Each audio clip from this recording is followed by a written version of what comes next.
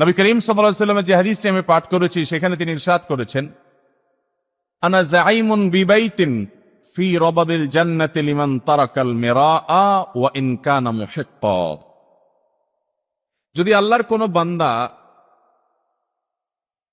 কোন ব্যাপারে ঝগড়াঝাটি করার মতো ইস্যু তার তৈরি হয় এবং ওই ইস্যুতে সে সত্য এবং হকের উপরে আছে, সে যেটা বলছে এটা সত্য, সে নিজেও জানে, তারপরেও সে ঝগড়াঝাটি গন্ডগোল ফাসাদ এটা যদি এড়ায়া যায়, সে ঝগড়াঝাটি থেকে দূরে সরার জন্য সে ওখান থেকে সরে যায়, প্রয়োজনে চুপ হয়ে যায়, অথচ সে যা বলছে সত্য, তারপরে ঝগড়া বাড়াতে চায় না, কমাতে চায়, নীরব হয়ে যায়, সরে যায়, ঝগড়া বন্ধ করার জন্য সে যত রকমের ব্যবস্থা আছে সব চেষ্টা করে, এড়াইয়া যায় ঝগড়াটা। যে আমি বাহ্যিকভাবে একটু হেরে গেলাম, মনে হচ্ছে আমি হেরে গেছি কারণ আমি কথা বাড়াইলাম না। অনেকে মনে করবে কথা বাড়াইলো না কেন, তাহলে মনে তার দুর্বলতা আছে, মনে করুক, কিন্তু আমি তো জানি যে আমি সত্যের উপরে প্রতিষ্ঠিত। সে সত্যের উপরে প্রতিষ্ঠিত, সে জানে, তারপরও সে ঝগড়াঝাটি গন্ডগোল ফাসাদ যদি এড়ায়া চলে, আল্লাহ নবী সাল্লাল্লাহু আলাইহি সাল্লাম বলেছেন ওই ব্যক্তির জন্য জান্নাতের এরিয়ার মধ্যে একটি প্রাসাদ আল্লাহর কাছ থেকে পাইয়ে দেওয়ার দায়িত্ব আমি নিলাম। ভাইরা আমার, আপনি যখনই কোনো গন্ডগোল ফাসাদের মধ্যে পড়বেন, অনলাইনে অফলাইনে ফেসবুকে সরাসরি যেভাবেই হোক, আপনি একটা কথা বলছেন, আরেকজন আপনার কথার পাল্টা আরেকটা বলছে, তর্ক করছে আপনার সাথে, আপনি দেখলেন যে আমি এখন যদি জবাব দিতে যাই কথা বাড়বে, বাড়তে বাড়তে বিশ্রী একটা সিচুয়েশন তৈরি হতে পারে, থাক আমি হাসি মুখে কিছু না বলে অন্য কথায় চলে গেলাম, অন্যদিকে চলে গেলাম। এতে যদি আশপাশের লোকরা আমাকে দুর্বল মনে করে করুক, কেউ যদি ভুল ধারণা করে করুক, আমি অন্তত কথা বাড়াবো না। শুধুমাত্র কেন? কারণ নবী করিম সাল্লাল্লাহু আলাইহি সাল্লাম আমার জন্য জান্নাতের মধ্যে প্রাসাদের দায়িত্ব নিয়েছেন, সেজন্য।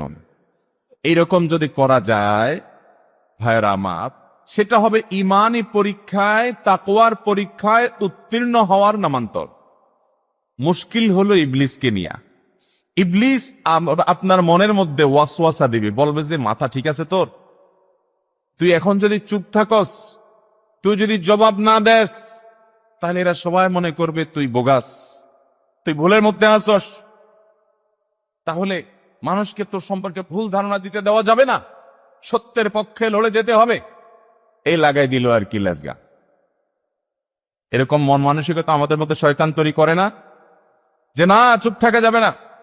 অনেক লোক আছে দেখবেন, উনি বাতিলের আতঙ্ক আছে না, ফেসবুকেও বাতিলের আতঙ্ক, অনলাইন অফলাইনে সব জায়গায় উনি কিসের আতঙ্ক, কিন্তু দেখা যায় উনি নিজেই বাতিল। উনি বাতিলের আতঙ্ক নিজের মনে করে, অথচ উনি নিজেই কি। বিশেষ করে আমাদের তর্ক বিতর্ক যেগুলো আজকাল হয়, বেশিরভাগ তর্ক বিতর্কই হলো বেহুদা, আজাইরা, অযথা। এর সাথে আমাদের তেমন কোনো কিছু স্বার্থের সম্পর্কিত নাই। বিশেষ করে আজকাল যুবক পোলাপাইন দেখবেন যে এই দল না এই দল, তর্ক হয় না। এইটা বুঝি কোন তর্কের ইস্যু হতে পারে মুসলমানের? আরে যার ভিতরে ঈমান নাই, এর সময়ের কোনো মূল্য নাই, ভ্যালু নাই, তার লাইফ নাই, জান্নাত নাই, জাহান্নাম নাই, আখিরাত নাই, তার ভিশন তার দৃষ্টি সীমিত একটা জায়গা পর্যন্ত। মুসলমানের দৃষ্টি তো অনেক দূর পর্যন্ত। শুধুমাত্র এই তথাকথিত খেলাধুলার আসর টাসর এগুলা না, এইগুলার সব গণ্ডি পেরিয়ে, জীবনের গণ্ডি পেরিয়ে, কবরের গণ্ডি পেরিয়ে, কিয়ামতে হিসাবের নিকাশের গণ্ডি পেরিয়ে, সমস্ত সিরাত মিজান সব গণ্ডি পেরিয়ে এরপরে হয় জান্নাত নয় জাহান্নাম। ওই দুটি গন্তব্যের যে কোনো একটি হবে, সেটি মাথায় রেখে যে কোনো পাগলামি, মাতলামি এবং বোকামি নির্বুদ্ধিতায় মুসলমান কখনো মাথা দিতে পারে।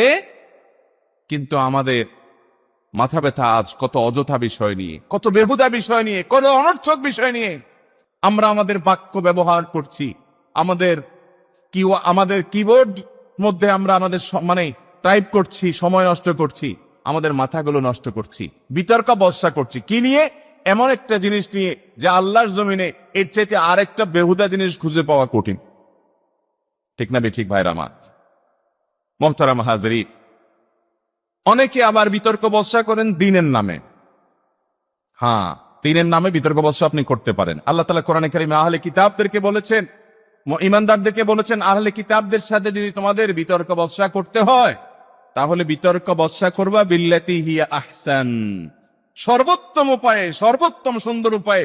তোমার বিতর্ক থেকে আতরের গ্রান, ফুলের সৌরভ ছড়াবে। তোমার বিতর্ক থেকে নোংরামো, দুর্গন্ধ, বাজে কথা, অশ্লীল কথা, কোন মুসলমানকে আক্রমণ করে কথা বলা, কোন আহলে কেবলাকে তুচ্ছ-তাচ্ছিল্য করা, তার সম্পর্কে জাজমেন্টাল মন্তব্য করে নিজের ঈমানকে নষ্ট করার মতো পাগলামো, এরকম হেয়ালিপনা, এরকম নির্বুদ্ধিতা, এরকম দায়িত্ব জ্ঞানহীনতা কোন জান্নাত প্রত্যাশী মুসলমান করতে পারে। কিন্তু আমরা রাত দিন দেখবেন অনেক ভাইরা আছে আমরা এই কাজগুলা করি, ঠিক না বেঠিক? ভাইরা আমার, ডক্টর খন্দকার আব্দুল্লাহ জাহাঙ্গীর রহমাহুল্লাহ বলতেন, আমরা হুজুররা গন্ডগোল করব, একজন আরেকজনের বিরুদ্ধে বলবো, গোষ্ঠী উদ্ধার করব, আপনারা সাধারণ পাবলিক এগুলাতে জড়ায়া আপনাদের কি লাভ রে ভাই? আপনাদের লাভটা কি? আল্লাহর ওয়াস্তে যদি আপনি কোনো কিছুকে সত্য এবং সঠিক মনে করেন, অবশ্যই সেই সত্য সঠিককে আপনি ইতিবাচক ভাবে প্রচার করতে থাকেন। যদি কোনোটাকে অসত্য, বাতিল মনে হয়, আপনি সেটার বিরুদ্ধে অবশ্যই অবস্থান নেন, অবশ্যই অসৎ কাজের বাধা প্রদান করেন। কিন্তু আপনার সে বাধা প্রদান থেকে, আপনার সে বিতর্ক থেকে, আপনার সে মন্তব্য পাল্টা মন্তব্য থেকে ফুলের সৌরভ ছড়াইতে হবে। কারণ দিন শেষে আপনি মুসলমান, আপনি ঈমানদার, আপনি নবীজি সাল্লাল্লাহু আলাইহি সাল্লামের অনুসারী। নবীজি সাল্লাল্লাহু আলাইহি সাল্লাম তার কথা থেকে কখনো বাজে গন্ধ বের হওয়ার কথা কল্পনাও করা যেত না। খোলাফায়ে রাশেদার অনুসারী আপনি, আপনি সাহাবায়ে কেরামের আদর্শের সন্তান। আপনার বাক্য আলাপ থেকে, আপনার আলাপচারি থেকে বাজে কিছু বের হতে পারে না। এজন্য মুসলমান যদি কখনো কারোর সাথে বিতর্ক করা ছাড়া কোনো উপায় না থাকে, তো সেটাও করবে সর্বোত্তম সুন্দর উপায়ে। সেখানে হাসি মাখা কথা থাকবে, সেখানে দরদ থাকবে, সেখানে মায়া থাকবে, সেখানে স্নেহ থাকবে, সেখানে ভালোবাসা থাকবে, সেখানে আপন করার মানসিকতা থাকবে। সেখানে নিজেকে কিছু মনে করে, নিজেকে অনেক বড় মনে করে, নিজেকে জান্নাতের সার্টিফিকেট ধারী মনে করে অন্যদের বিরুদ্ধে বিশুদ্ধার অনলাইনে অফলাইনে করবে না। ভাইরা আমার, কত বিষয় আছে আপনি দেখবেন রাস্তায়, অনেকে দেখবেন যে পাবলিক বাসে উঠছে, কোন একটা বিষয় নিয়ে হয়তো আলাপ আলোচনা উঠছে, তো দেখবেন যে অনেকে সেই আজাইরা বেহুদা আলাপে, যার সাথে তার কোনো স্বার্থের সংশ্লিষ্ট নাই, সে ওটার সাথে জড়ায় গেছে। জড়াইয়া এমন জমজমাট তর্ক শুরু করছে যে যে স্টেশনে নামার কথা স্টেশন পার হয়ে গেছে, কয় যাক আবার আরেক গাড়িতে ফিরে আসবো, তারপরও তর্ক শেষ করতে চাই। আছে না নাই?